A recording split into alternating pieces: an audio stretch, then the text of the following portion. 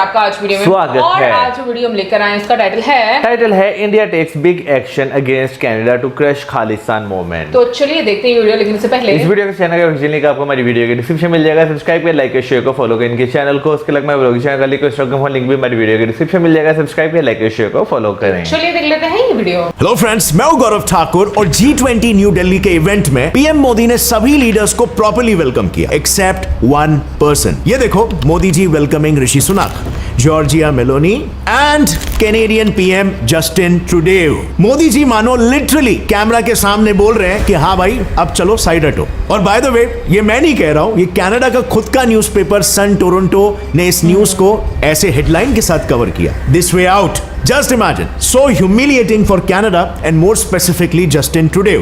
लेकिन ये इकलौता ऐसा इंस्टेंस नहीं है। G20 में ऐसे कई सारे इवेंट्स आपको दिखेंगे, जैसे जहां पर बाकी देशों के पीएम्स को रिसीव करने के लिए कैबिनेट मिनिस्टर्स को भेजा गया, वहीं पर ट्रूडेव को किसी भी कैबिनेट मिनिस्टर ने रिसीव नहीं किया, बस सिर्फ एक जूनियर मिनिस्टर वहां पर गए थे उन्हें रिसीव करने। इसी तरह जहां पर सारे लीडर्स को न्यू दिल्ली पहुंचते ही एक वेलकम नोट दिया गया था, जस्टिन ट्रूडेव को ऐसे किसी भी नोट से ग्रीट नहीं किया गया। और इंडिया के इस ट्रीटमेंट के बावजूद ग्लोबल न्यूज़पेपर इंडिया को क्रिटिसाइज करने के बदले जस्टिन ट्रूडेव के ही फेलियर को पॉइंट आउट कर रहे हैं। अब हालांकि ऐसा पहली बार नहीं है कि ट्रूडेव को उसके कुछ बहुत ही घिनौने एक्शंस की वजह से इंडिया में ह्यूमिलिएटिंग ट्रीटमेंट मिली हो, बल्कि 2018 में भी उनके इंडिया विजिट के दौरान उन्हें सेम ह्यूमिलिएशन फेस करना पड़ा था इन इंडिया। 2018 में तो इजरायली पीएम और यूएई क्राउन प्रिंस भी इंडिया विजिट पर आए थे और उन्हें रिसीव करने के लिए खुद पीएम मोदी प्रेजेंट थे। लेकिन वहीं पर जस्टिन ट्रूडेव इंडिया विजिट के लिए अपनी फैमिली के साथ जब आए, तब उन्हें रिसीव करने ना पीएम, ना होम मिनिस्टर और ना ही फॉरेन अफेयर्स मिनिस्टर मौजूद थे, बल्कि उन्हें एयरपोर्ट पर रिसीव करने के लिए इंडिया के एग्रीकल्चर मिनिस्टर को भेजा गया। इसके बाद भी जब जस्टिन ट्रूडेव अपनी फैमिली के साथ ताजमहल विजिट करने गए, तभी भी उन्हें रिसीव करने के लिए ना यूपी के सीएम गए और ना ही उनकी गवर्नमेंट का कोई भी मिनिस्टर, बल्कि आगरा के डिस्ट्रिक्ट मजिस्ट्रेट ने उन्हें रिसीव किया। और वहीं पर बस एक महीने पहले इजरायली पीएम नेतान्याहू आए थे, तब यूपी सीएम योगी जी ने पर्सनली उन्हें ताजमहल दिखाया था। अब चलो, ये तो फिर भी रिसीव करने की बात हुई, लेकिन डू यू नो उनके साथ मीटिंग्स करने के लिए भी काफी सारे मिनिस्टर्स ने डिनाई कर दिया था। सो हुआ कुछ यूं, टुडे वो अपनी मीट के दौरान तब के पंजाब सीएम कैप्टन अमरिंदर सिंह से भी मिलने वाले थे, लेकिन क्योंकि टुडे अपने फॉरेन मिनिस्टर और खालिस्तानी सपोर्टर हरजीत सज्जन के साथ वहां पर आए थे, तो पंजाब सीएम ने हरजीत सज्जन को एक खालिस्तानी सिंपथाइजर कहकर टुडे से मिलने के लिए मना कर दिया। लेकिन स्टोरी यहां पर खत्म नहीं होती। इसे देखकर टुडेव ने स्पेशली अमरिंदर सिंह जी को लेटर लिखकर उनसे फिर मिलने की रिक्वेस्ट जाहिर की, जिसके बाद अमरिंदर सिंह जी ने हाँ तो कर दिया, लेकिन उन्होंने टुडेव को मिलते ही एक लिस्ट पकड़ा दिया जिसमें 9 खालिस्तानी टेररिस्ट के नाम मेंशन थे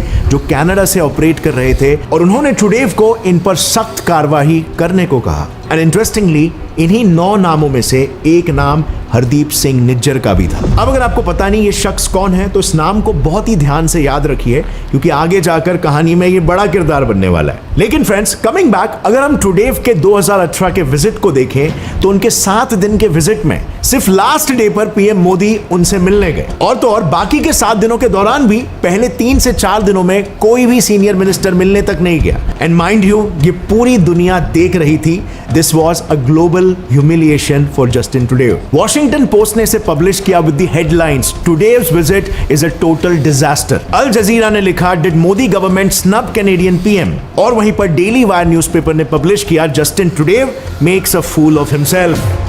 अब फ्रेंड्स, ये सारे इंस्टेंसेस से सिर्फ एक ही सवाल उठता है कि आखिर ये इतने भोले भाले दिखने वाले जस्टिन ट्रूडेव के अगेंस्ट ऐसे ह्यूमिलिएटिंग एक्शंस क्यों लिए जा रहे हैं? सो वेल फ्रेंड्स, एकदम सिंपल लैंग्वेज में अगर मैं बताऊं ना, तो Justin Trudeau truly deserves this humiliating treatment for his sympathetic obsession with Khalistan. Actually friends, India भी ना जिस तरीके से कनाडा के साथ अपने रिलेशंस हैंडल कर रहा है, वो काफी ज्यादा स्ट्रेटेजिक है। और ये मुझे एक्चुअली तब क्लिक हुआ जब मैं रैंडमली कुकू एफएम बाइट्स पर एक बुक सुन रहा था, द आर्ट ऑफ वॉर। अब अगर आपको जियोपॉलिटिक्स समझना है, तो ये बुक तो आपके लिए मस्ट है। उसके ये 2 चैप्टर्स में काफी डिटेल में बताया गया है कि कैसे एक नेशन को कोल्ड वॉर के दौरान भी स्पाइस के नेटवर्क से अपने ऑपोजिशन के वीक स्पॉट्स पता करने होंगे, और फिर कैसे उसे अपने फेवर में ये यूज कर सकते हैं। एंड अगर आप देखोगे ना, तो एग्जैक्टली वही आज इंडिया कनाडा के साथ भी कर रहा है। अब ये इतना डीप पर्सपेक्टिव मैंने पर्सनली कुकू एफएम के एक new feature Kuku FM bites से सिर्फ 15 मिनट में ही समझ लिया था, बिकॉज ये पूरे बुक का कॉन्सेंट्रेटेड नॉलेज मुझे सिर्फ 15 मिनट्स में ही हिंदी में मिल गया, which allows me to learn on the go as per my busy schedule. अभी फिलहाल कुकू एफएम बाइट्स पे मैं सुन रहा हूँ डेल कार्नेगी के 2 books, how to win friends and influence people और द लीडर इन यू, जो मुझे पर्सनली मेरे एंटरप्रेन्योरियल जर्नी में लीडरशिप में बहुत हेल्प कर रहे हैं. So I highly recommend Kuku FM के सभी एग्जिस्टिंग यूजर्स ये न्यू फीचर को चेकआउट करो. लेकिन अगर आपने अभी तक सब्सक्राइब नहीं किया है तो अभी आप 99 रुपीज में नहीं बल्कि सिर्फ 49 रुपीज में यानी कि 50% ऑफ में कुकू एफएम बाइट्स को सब्सक्राइब कर सकते हो. मेरा कूपन कोड गौरव 50 बस आपको यूज करना है. सो जाओ सुनो तेजी से, बढ़ो तेजी से with Kuku FM bites. Link is in the description. इन्हें कई बार ऐसे खालसा डे परेड्स में पार्टिसिपेट करते हुए देखा गया है जहां पर खालिस्तान के फ्लैग्स होइस्ट होते हैं और भिंद्रन वाले जैसे मिलिटेंट्स को ग्लोरीफाई किया जाता है. And you know what's the most interesting part, Canada को खालिस्तान मामले से एज सच कुछ फर्क नहीं पड़ता. मुझे बस 5 मिनट दो, मैं आपको पूरा डिटेल में समझाता हूं कि कैसे ये खालिस्तान इन कनाडा का मुद्दा टुडे फैमिली द्वारा उछाला हुआ वोट बैंक पॉलिटिक्स का ही मुद्दा है और कुछ नहीं. सो शुरू करते हैं साल 2017 से, जब कनाडा के वैनकूवर शहर में एक एनुअल नगर कीर्तन था जहां पर जस्टिन ट्रूडेव भी शामिल थे. इस कीर्तन में इनफेमस खालिस्तानी सेपरेटिस्ट जर्नैल सिंह भिंद्रनवाला के पोस्टर्स लगे थे, खालिस्तान के फ्लैग्स होइस्ट किए गए थे और कीर्तन में तब के पंजाब सीएम कैप्टन अमरिंदर सिंह को खुलेआम गालियां तक दी जा रही थी. उसी साल 2017 में बब्बर खालसा इंटरनेशनल और इंटरनेशनल सिख यूथ फेडरेशन नाम के सिख ऑर्गेनाइजेशंस, जिन्हें इंडिया में टेररिस्ट ऑर्गेनाइजेशंस क्लासिफाई करके बैन किया गया है, उनके ऑर्गेनाइज्ड खालसा डे परेड्स पर भी जस्टिन ट्रूडेव शामिल थे. इनफैक्ट इस फंक्शन में तो फॉर खालिस्तानी कॉज के अचीवर्स को अवार्ड्स तक दिए जा रहे थे और ये सब भी जस्टिन ट्रूडेव के प्रेजेंस में हो रहा था. लेकिन इस सब के बाद भी हद तो 2018 में पार हुई जब अपने इंडिया विजिट के दौरान ट्रूडेव ने खालिस्तानी कन्विक्टेड टेररिस्ट जसपाल अटवाल को डिनर के लिए इनवाइट किया. अब अगर आपको पता नहीं है तो आपको यह बता दूं कि जसपाल अटवाल वही इंसान है जिसने 1991 में अकाली दल पार्टी के लीडर मलकियात सिंह सिद्धू, जो उस समय पंजाब गवर्नमेंट के मिनिस्टर भी थे, उनका मर्डर किया था. सो ये था जस्टिन ट्रूडेव का अंधाधुंध सपोर्ट टू खालिस्तानीज. लेकिन रुको, अभी इनके पिताजी का पिक्चर में आना बाकी है. सो 1982 में जब तब के Indian prime minister Indira Gandhi ji ने जस्टिन के फादर पियर ट्रूडेव, जो तब के कैनेडियन पीएम थे, उनसे एक प्रो खालिस्तानी टेररिस्ट तलविंदर परमार की एक्सट्राडिशन की बात की, तब उस वक्त भी पियर ट्रूडेव ने साफ साफ इनकार कर दिया था एक्सट्राडिशन के लिए. और उस वक्त तलविंदर को इंडिया क्यों बुलाया जा रहा था? वेल, बिकॉज तलविंदर ने इंडिया के 2 पुलिस ऑफिसर्स का मर्डर कर दिया था. लेकिन कुछ रिपोर्ट्स के मुताबिक पियर क्लियरली तलविंदर को शील्ड कर रहे थे और उसे एक्स्ट्राडाइट होने से बचा रहे थे. अब हालांकि टेररिस्ट का साथ देने का प्राइस कनाडा ने खुद पे किया, और वो ऐसे कि एक्स्ट्राडिक्ट होने से बचने के 3 साल बाद 1985 में इसी तलविंदर सिंह परमार ने वैनकूवर से निकलने वाली एयर इंडिया फ्लाइट में बॉम्ब ब्लास्ट कर दिया, जिसमें 300 से ज्यादा लोग मारे गए. और इस फ्लाइट में मेजरली तो कैनेडियन सिटीजन्स ही थे. अब देखा जाए तो इस टेरर अटैक के 2 बड़े मास्टरमाइंड्स थे, तलविंदर सिंह परमार खुद और इंद्रजीत सिंह रियात. लेकिन तलविंदर परमार जब पाकिस्तान के थ्रू इंडिया में इलीगली घुस रहा था, तब इंडियन ऑफिशियल्स ने उसका एनकाउंटर कर दिया. सो ऑब्वियसली इंद्रजीत सिंह रियात अकेला ही 1985 के एयरप्लेन बॉम्ब ब्लास्ट में एक्यूज था, और कनाडा का प्राइम एक्यूज भी होना चाहिए था, राइट? क्योंकि जैसे मैंने बताया उस ब्लास्ट में मेजॉरिटी कैनेडियन सिटीजन्स थे. मगर यू विल नॉट बिलीव, पियर के बेटे जस्टिन ट्रूडेव ने उसे भी जेल से छुड़वा दिया. वेल, यहां पर आप टाइमलाइन को ही देखो. जस्टिन ट्रूडेव नवंबर 2015 में पीएम बने और फरवरी 2016 में इंद्रजीत सिंह रियात को उसकी सजा से माफ करके जेल से छोड़ दिया जाता. So clearly Trudeau family is supporting Khalistanis and is actually obsessed with Khalistanis. So अब यहां पर अगला सवाल आता है कि why are they so obsessed with Khalistanis? तो वेल, अगर आप पियर ट्रूडेव या जस्टिन ट्रूडेव के टेन्योर को देखोगे तो जब जब ट्रूडेव्स पावर में होते हैं ना, इंडिया और कनाडा के रिलेशंस काफी टेंस हो जाते हैं, और वहीं rest of the time India Canada के रिलेशंस काफी फ्लरिश होते हैं. जैसे फॉर एग्जांपल आजादी के तुरंत बाद जब इंडिया का डिफिकल्ट टाइम चल रहा था,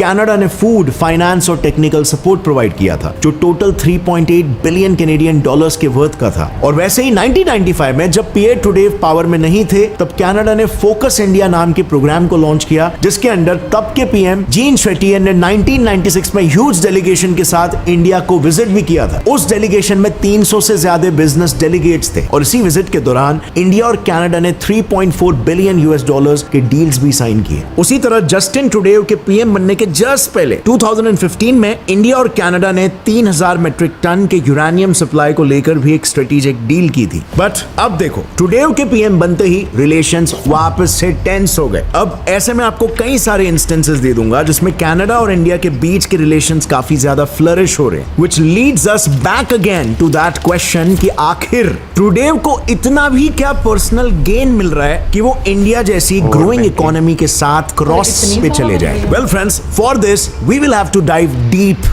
इनटू कैनेडियन पॉलिटिक्स और बहुत ही इंटरेस्टिंग है, सो बने रहो। सो बेसिकली बात कुछ ऐसी है ना, कनाडा में गवर्नमेंट बनाने के लिए किसी भी पार्टी को 170 सीट्स की मेजॉरिटी लगती है, लेकिन जस्टिन ट्रूडेउ के पिछले 2 टर्म्स को अगर देखें तो मेजॉरिटी में पहुंचने के लिए वो दोनों बार थोड़े सीट से बच गए और इसीलिए अपनी खुद की गवर्नमेंट बनाने के लिए जस्टिन ट्रूडेउ ने एनडीपी पार्टी, जो मेजरली खालिस्तानी द्वारा हेडेड एक पार्टी है, उनके 20 सीट्स की हेल्प ली और कनाडा में 2 बार अपनी गवर्नमेंट बनाई। इनफैक्ट एनडीपी पार्टी के हेड जगमीत सिंह को तो फेमसली किंग मेकर भी कहा जाता है और वो खुद एक बहुत बड़े प्रो खालिस्तानी हैं। तो उनके कंटिन्यूस सपोर्ट के लिए जस्टिन ट्रूडेउ को ऑब्वियसली उनके हाँ में हाँ मिलाना पड़ता है। लेकिन फ्रेंड्स, ये बात आप समझते हो, मैं समझता हूं, तो क्या हमारा देश नहीं समझता? वेल, बहुत अच्छे से समझता है और इसीलिए इंडिया आज ईंट का जवाब बखूबी पत्थर से दे रहा है। जून 2023 को इंडिया ने इतिहास में पहली बार इजराइल और यूएस जैसे पावरफुल कंट्रीज के जैसे एक हिस्टोरिक कदम उठाया। ये देश अपने दुश्मनों को किसी भी हालत में नहीं छोड़ते। अगर आपने स्टीवन स्पीलबर्ग की फेमस फिल्म म्यूनिच अगर देखी होगी तो उसमें यह बताया गया है कि कैसे इजराइल ने पैलेस्टीनियन टेररिस्ट को दुनिया भर में ढूंढ कर असैसिनेट किया था और अपना बदला निकाला था। और इस बार इंडिया ने भी बिल्कुल ऐसा ही कुछ कदम अपने दुश्मनों के खिलाफ उठाया, जो कि पहले कभी नहीं किया था। इनफैक्ट ये कदम अभी भी उठाया जा रहा है while you are watching this video. So June 2023 में हरदीप सिंह निज्जर नाम के खालिस्तानी सपोर्टर को वैंकूवर, कनाडा में गोली मार दी गई थी। अब याद हो तो मैंने पहले कहा था ये नाम याद रखना क्योंकि काफी इंपॉर्टेंट होने वाला है आगे। दरअसल 1997 से हरदीप सिंह निज्जर कनाडा से एंटी इंडिया एक्टिविटीज में इन्वॉल्व था। इन एक्टिविटीज के साथ वो एक रिलीजियस फिगर भी था और एक लोकल गुरुद्वारे की कमेटी में भी शामिल था। एक बार सिख होली बुक गुरु ग्रंथ साहिब की प्रिंटिंग को लेकर निज्जर का झगड़ा दूसरे कमेटी मेंबर के साथ हो गया। इनका नाम था रिपुदमन सिंह मलिक और इस झगड़े के कुछ ही दिनों बाद जून 2022 में मलिक की हत्या हो गई। अब नेचुरली इस हत्या का दोषी निज्जर को माना जाने लगा क्योंकि हाल ही में मलिक का झगड़ा निज्जर के साथ हुआ था, लेकिन पुलिस इन्वेस्टिगेशन में कोई कॉन्क्रीट प्रूफ ना मिलने की वजह से निज्जर निर्दोष साबित हुआ और इसके बाद से ही मलिक ग्रुप निज्जर से बदला लेने की कोशिशें करने लग गए और फिर जाकर 19 जून 2023 को निज्जर को गुरुद्वारे के पार्किंग में अकेले देखते ही उसकी गोली मारकर हत्या हो गई। अब इससे पहले कि आप झट से इसे गैंग वॉर कह के कंक्लूड कर दो, आपको एक और कोइंसिडेंस बताता हूं जहां फिर से इंडिया का ही एक दुश्मन कोर्ट गैंग वॉर में मारा गया। 21 सितंबर 2023 को एक और खालिस्तानी सपोर्टर सुखदूल सिंह, जिसे सुखा के नाम से जाना जाता था, उसे कनाडा में गोली मार दी गई। सुखा वो खालिस्तानी था जिसे एनआईए ने अपने मोस्ट वांटेड लिस्ट में रखा हुआ था। वो बेसिकली पंजाब के मोगा एरिया का रहने वाला था जो खालिस्तान टाइगर फोर्स नाम के एक बैंड टेररिस्ट ऑर्गेनाइजेशन का भी एक मेंबर था। सुखा 2017 से ही कनाडा में रह रहा था और जून में निज्जर के मर्डर के बाद ही वो निज्जर की जगह लेने की कोशिश करने लग गया। अब अगर आप इन दोनों के मर्डर्स के पैटर्न को देखोगे तो इनमें कई सिमिलैरिटीज नजर आएगी, जैसे कि दोनों ही खालिस्तानी सपोर्टर्स इंडिया के मोस्ट वांटेड लिस्ट में शामिल थे और दोनों की मर्डर्स के पीछे का जिम्मेदार मीडिया गैंग वॉर को बता रही है और किसी को भी नहीं मालूम कि एग्जैक्टली किसने उनको मारा। मर्डरर्स की रियल आइडेंटिटी किसी को भी नहीं पता, जैसे कि मानो अपने टारगेट को एलिमिनेट करने के बाद वो हवा में गायब हो गए। इनफैक्ट इवन निज्जर ने अपने मौत के कुछ ही टाइम पहले एक इंटरव्यू में बताया था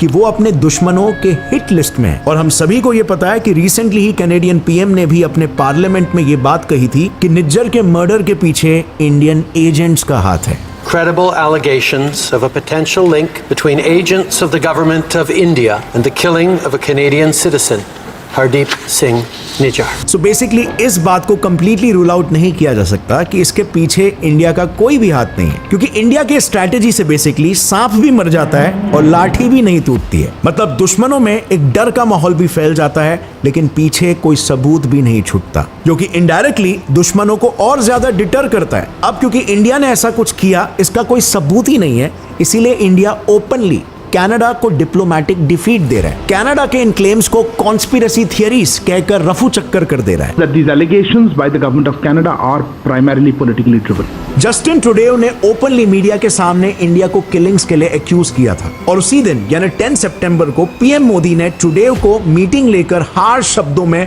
फटकार लगाया। ठीक इसके 4 दिनों बाद Indian commerce minister Piyush Goyal ji ने इस इशू को लेकर कनाडा से FTA ही रोक दिया। Make sure that geopolitically and economically we are all on the same page. And therefore, the pause on the Canada discussions. 19 सितंबर को इंडिया ने कैनेडियन डिप्लोमेट ओलिवियर सिल्वेस्टर को 5 दिनों में इंडिया छोड़ो ऐसे कड़े शब्द कहकर देश से बाहर निकाला, और 20 सितंबर को इंडियन एक्सटर्नल मिनिस्ट्री ने सीधे एक एडवाइजरी ही जारी कर दी, जिसमें इंडिया ने अपने सिटीजन्स को कनाडा जाना अवॉइड करे ऐसा एडवाइस किया, और वहां के इंडियन स्टूडेंट्स को सेफ रहने के लिए इत्तला किया। ये बिल्कुल वैसे ही है जैसे यूएस पाकिस्तान जैसे टेररिज्म अफेक्टेड कंट्रीज के मामले में अपने सिटीजन को कॉशन इशू करता है। और आखिर में इंडिया के एनआईए ने तो एक बड़ी सी खालिस्तानी टेररिस्ट की लिस्ट जारी कर दी जो कनाडा में बेस्ड है। इनफैक्ट फ्रेंड्स, इंडिया अपनी इस मास्टर स्ट्रेटेजी से कनाडा को आइसोलेट कर रहा है। हमने कनाडा के ग्लोबल अलायंसेस को भी कट ऑफ करना शुरू कर दिया है। आज के तारीख में फ्रेंड्स, कनाडा पर यह सिचुएशन आ चुकी है कि उसे अपने मदद के लिए दूसरे बड़े कंट्रीज से हेल्प मांगनी पड़ रही है, जिसके लिए टुडे ने US president Biden, French president Macron और यूके पीएम ऋषि सुनाक को कॉल कर